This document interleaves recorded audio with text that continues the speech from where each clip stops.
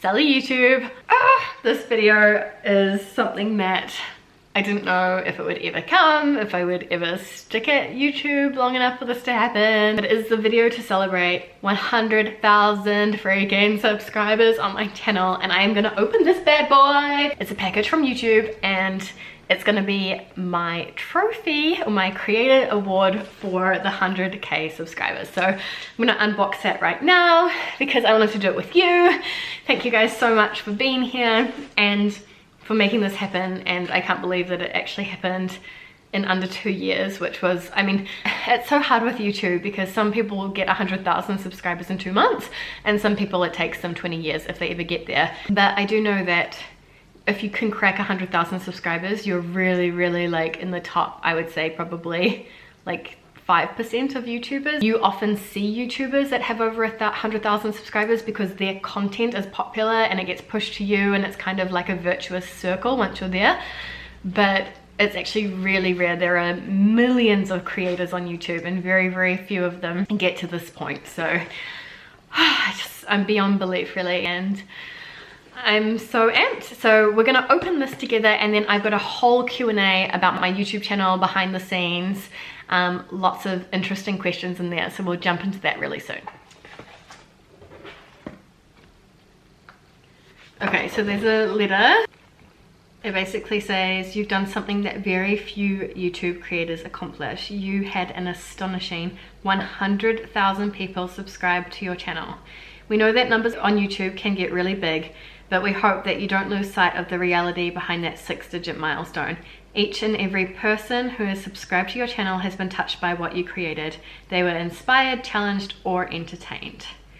You achieved this milestone with hard work, perseverance, and probably a healthy sense of humor too.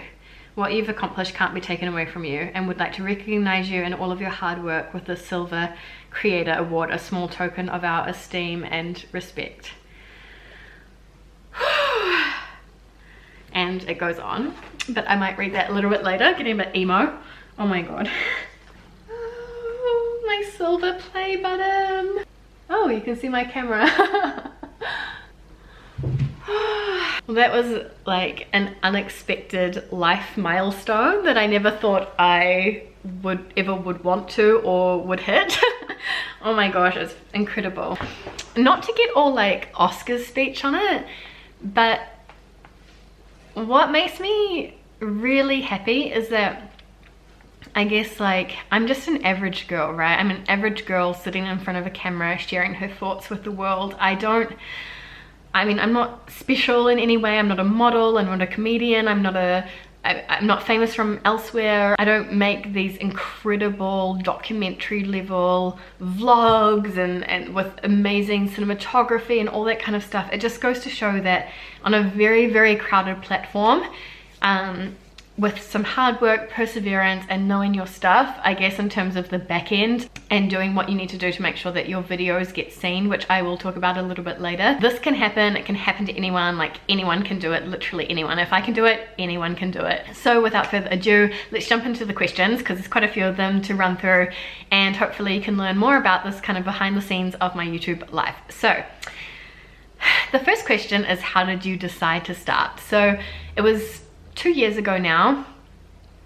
I was in a period of my life where I started to get really into the concept of entrepreneurship and side hustles, and I saw a lot of people around me starting these really cool creative businesses, I guess on the top of their day job. They were YouTubers, they were bloggers, they were online coaches, they were running e-commerce stores. They were using the internet to run a business, and I loved the idea of that. I really wanted to like have like a creative passion project about something that I really loved outside of my day job. And so I started to think about, okay, what do I know? What do I know about? What could I talk about? What could I advise on? What could I teach? How could I add value? What could I talk about for hours and hours and hours and hours and hours? And long story short, I thought, well, my experience of moving to France, there's so many things that I wish I had known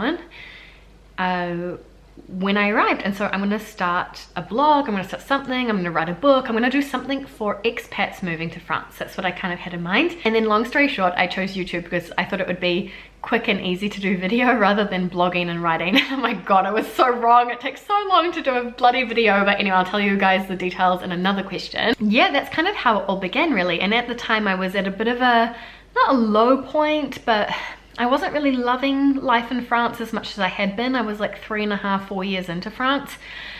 And I was also like, if nothing else comes from it, I want to, you know, and I don't reach all the people I want to reach, and I don't help anyone and whatever, at least for me, it will provide an outlet for me to showcase everything I've learned living here, everything I've achieved, everything that I've loved, I've hated, and it will share my experiences and it will be captured forever. And I really liked the idea of that. So all of that kind of came together and I was like, you know what, let's do it.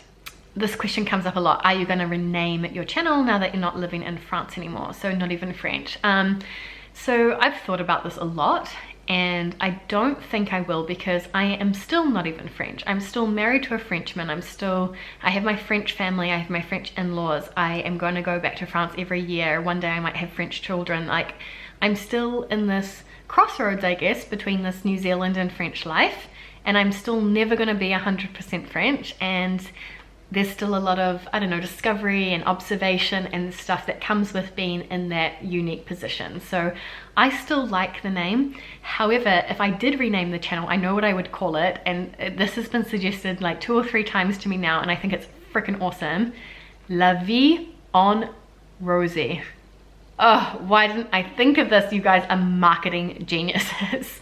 The next question is, how did you balance your full-time job and doing YouTube? Whether you have 1,000 subscribers on YouTube or 100,000 subscribers on YouTube, for me the workload was the same, because it was 1 video per week. In fact, at the beginning it was a lot more work because I was learning. I was having to research my topics a lot more. I wasn't so sure of myself, so I wanted to like double check everything and research, like make sure that someone else hadn't already done a video on this and stuff, which is just stupid because you can do the same video but with your own take, as long as you're not like stealing other people's content and stuff. But anyways, I was like a lot more cautious at the beginning, and I would repeat myself a lot, and I would be like, oh, you look stupid, redo that part and stuff when I was filming. So it was so much more work at the beginning, and it's actually less work for me now that I've got 100,000 subscribers, because I know what I'm doing. I sit down, I have a chat, I'm much faster with the editing and that kind of stuff. So let's go back to, I guess, like when I was first starting out, I'd probably spend 10 to 15 hours per week on YouTube, which I know is pretty insane. On top of a very hectic day job. And the only way I could survive was sacrifice and batching. So I would sacrifice my Saturdays or Sundays, usually 1 full weekend day, and I mean a 12-hour day, would be dedicated to my YouTube channel. And then I would work on it 30 minutes to an hour every weekday as well. And then basically I do batching. So maybe, let's say I took 4 Sundays of the month. The first Sunday I would write as many videos as I could, bullet point them out. The next Sunday I would film them all. The next Sunday I would edit them all, and the next Sunday I would upload them all, and I would always try and be 1 month in advance. And it's so worth it in the end. You have an amazing hobby, a creative outlet, a passion, and you can actually start earning money on it as well. So it was freaking awesome. Like, I would definitely recommend starting a YouTube channel, just for the learning, for the growth, for the passion, for everything. So cool. The next question comes from Paul frickin' Taylor, and I know that if he's watching this, he'll hate this because he's like so down to earth, and the fact that anyone would think that he's like famous or whatever would make him so uncomfortable. But like, I still can't believe you sometimes watch my videos. I'm like, you're so awesome. So Paul and I did a collaboration video together actually, which was when I met him for the first time. So I'll link that up here. It was how to swear in French. It's really fun. So he asked if I ever thought about stopping the channel, and if so, what kept me going. So yeah, I definitely had like 2 or 3 times where I considered stopping, not even French. Usually it was when like my day job was getting overwhelming. I remember having a few moments where I was like, I can't do this anymore. I can't be a partner, a friend, a Fortune 500 corporate professional, and a YouTuber. Like, I just can't do it all. It's too much. I'm not, you know. And what I learned was to like take breaks rather than quit. I didn't miss my first week on YouTube until I was maybe like 16 months in. Like, I remember the first time I skipped a week on YouTube, and like 2 people noticed, you know. Like, But for me, it felt like such a big deal. So that was the first thing, is just like take a break rather than quit. But I think the reason that it just kept me going is because I had this big why. I had a purpose. I had a huge goal, which was basically like, if I can see these other people making a living doing YouTube or blogging, or you know what I was talking about before, why couldn't I? Because you guys know, like, my long-term dream would be to share my life between New Zealand and France. And if you work for yourself and you work from your laptop, you can do that. And so I guess I almost had this curiosity inside of me, which was, okay, it might take 4, 5, 8 years, but what if it works? You know, what if it works? What if I make this happen? It wasn't the main goal necessarily, but it was just this curiosity that kept me going. And I just saw things kept growing and growing and growing. I was like, eventually I'll get there, which was kind of insane. And to be honest, at this stage now, I think if I dedicated 40 hours a week to Not Even French, I put out 2 videos a week, I was, you know, basically tracking down sponsors, sending pitch emails, trying to get sponsored videos. But I think I could actually make a full-time living off this channel. It's a bit harder because I don't necessarily like sell anything, you know, like I don't do makeup, I don't do clothes or fashion, so it's harder to find brands to partner with me. But I reckon I could actually get there. Now, that's not the goal with Not Even French, and I don't want it to be my full-time job, and I want to keep it as a hobby, and it's not doing that anymore. But yeah, that was kind of like my thought process. And also, just to be a little bit narcissistic, I was also like, oh, I really want to capture, because I mean, I'm from small town New Zealand, like my parents didn't go to university, I'm from very humble beginnings, and part of me just wanted to capture this insane adventure that I was living in Paris. For me, it was just mind-boggling, and I wanted to capture, yeah, everything that I was learning and living, and I wanted to tell my stories. So there was that as well, which was a huge motivation. So how many videos have you done so far? 140-ish by the time this goes up. How long to prepare one video? I thought about this quite a lot. So you've got to kind of like think of the concept, write it out a little bit, at least write out your points like I do now. Sometimes you need to research it a little bit as well to find stats or back up what you're saying. You need to film it, you need to edit it. Editing takes twice, 3, 4 times as long as filming. You need to upload it, you need to do your research for your tags and your title and that kind of stuff so you can be found. Like there's a lot of that goes on behind the scenes on YouTube. And basically I would say I've got it down to a fine art now of about 5 hours. It would take a lot longer than that at the beginning. So it's huge. I don't think people realize necessarily how much time and work goes into a YouTube channel. I got a lot of questions about like, what's your next milestone? When are you hitting 200K? Like, what's the future of the channel and that kind of thing. As I was saying before, Not Even French now is kind of like my baby, and like now it's going to be a hobby and an outlet. I want to do it for fun. I don't want to make a job out of it. So I'm not really aiming for any particular milestones anymore. I'm just enjoying it. However, I guess all of that goal-driven energy is going to go to my new project. I will be starting a new YouTube channel pretty shortly, and that will be my professional venture, and it will be capitalizing on my, I guess, 10 years experience in HR, and it will be all around career HR, coaching you to find work that you love. Keep an eye out for that, but that's basically where my focus is going to be in terms of milestones and goals from now on. The next question is from the lovely Lucy, who's asking me what my favorite moment has been on my YouTube channel. That's such a great question, and I would say it was my collaboration with Paul Taylor. Because I love the video. It was so fun. It was such a fun topic, like swearing in France. He's such a cool guy, and I just can't believe he said yes, to be honest. He's such a busy, over-solicited person.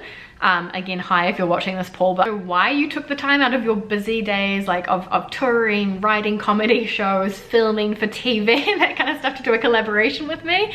But it absolutely made my day, and just to meet someone who's just so lovely. The next question is your inspiration never ending, I guess, in terms of video ideas? And I have to say, like, I've never had problems coming up with ideas. I have a list of right now 50 ideas. What I have said to myself though is, if I find that my channel is getting too repetitive and I'm repeating the same points over and over again, I will call it a day on Not Even French, because I did live there for 6 years, but my experiences weren't infinite and my learnings weren't infinite. And so yeah, we'll see. I'm going to keep creating for as long as it feels good. If it feels forced, if I'm struggling for ideas, if I feel repetitive, like I'll happily wrap it up and be very proud of Not Even French, with no regrets other than not interacting so much with my community. But yeah, that's the thing that keeps me going really now. So this question's a little bit more technical. It's how did you make sure that people found your channel? How did you grow your channel? All of these kinds of questions around how did you grow so quickly and that kind of things. I'm basically a YouTube nerd. I have been called the Obi-Wan Kenobi of YouTube by my YouTube clients. So I actually do YouTube coaching for people who are wanting to start a channel or grow their channel, because there's so much to it. And I have like these 90-minute Kickstarter sessions. So I could never answer this question in its totality, but basically YouTube is owned by Google, and there are so many strategies that you can employ, tips and tricks basically, to either, you know, to rank on the first page of the YouTube search results, to rank on Google. So if someone Googles like life in Paris, my videos come up. And there's also some things that you can do to make sure that you're in the suggested videos. So if someone's watching a video related to your topics, your niche, you will be suggested to them as well. And also if you make good entertaining content, people tend to, you know, word of mouth is still king. They tend to share it and that kind of stuff as well, which helps. So it's always important to make content that people need and want, and you can find out what they're looking for. Like if you type into the YouTube search bar life in Paris, there might be like cost of life in Paris, or what is life in Paris really like, or you know, like these kinds of things. And those are video ideas. So you can give people videos, you can answer people's real questions and figure out what they want and need, and you can make content around that as well. The next question is, what is your favorite video on your channel? And I've got two that they were one after the other. And they're with my friend Kate from her YouTube channel, her blog called Unintentionally Frenchified, which I will link down below. And it was on dating French men, and it was a while ago now, like, and oh, we just had so much fun. It was so much fun preparing for it, and you have to watch both of the videos. It was so long ago that we both look really like fresh and like these new baby YouTubers. And yeah, it's like, yeah, just good memories and good times. I love those videos. They're so fun. Cool guys, so I think that I will wrap the Q&A up here. Thank you so much for coming along with me on this adventure, on this crazy YouTube ride.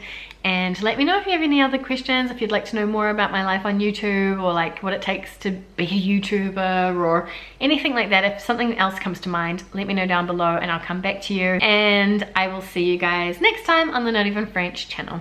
A bientôt!